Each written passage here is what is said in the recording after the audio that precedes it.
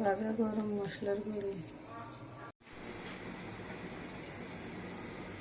হলুদ, মরিচের গুঁড়ি, জিরে গুঁড়ি,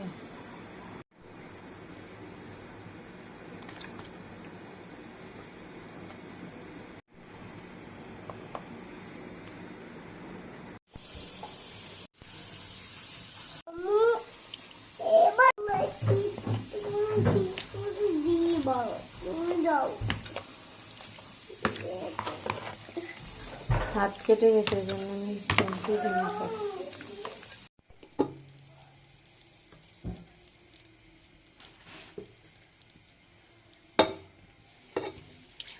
ঘি আর গরম মশলা দিয়ে এখানে আমি ডালটা দিয়ে দেবো।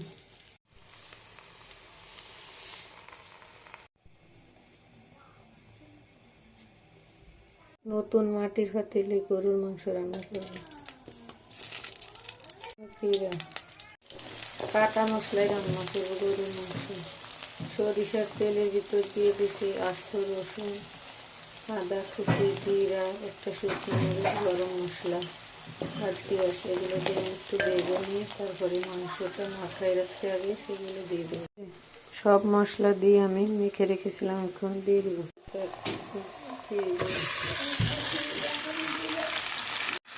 পাতিলটা একটু ছোট হয়ে গেছে, তার থেকে সেটা আমি সুন্দর করে আস্তে আস্তে কষিয়ে রান্না করবো।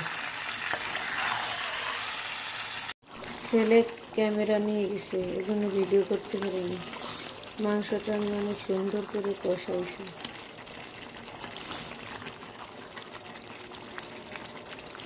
মাটির পাতিলে রান্না, সরিষার তেল আর রসুন দিয়ে এতটা সুন্দর ঘ্রাণ বেরোচ্ছে, মনে হচ্ছে কখন হবে আর খাবো, কিন্তু পরে খাওয়া যায় না। আলু এটা ছাড়া তো চলবেই না। বড় মেয়েকে গোশ দেওয়া না দেওয়া, তাকে গোশের আলু দেওয়া লাগবে। আলুটা দিয়ে এখন সুন্দর করে মাংসটা কষানো হবে।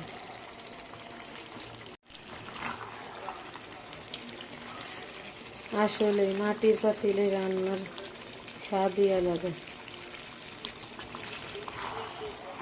অনেক কষ্টে পাতিলটা আমি পেয়েছি।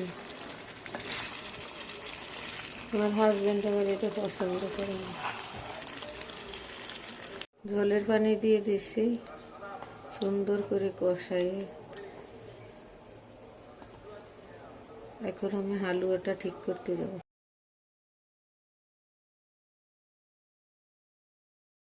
নেব 2 পিস আলু আর গোশ।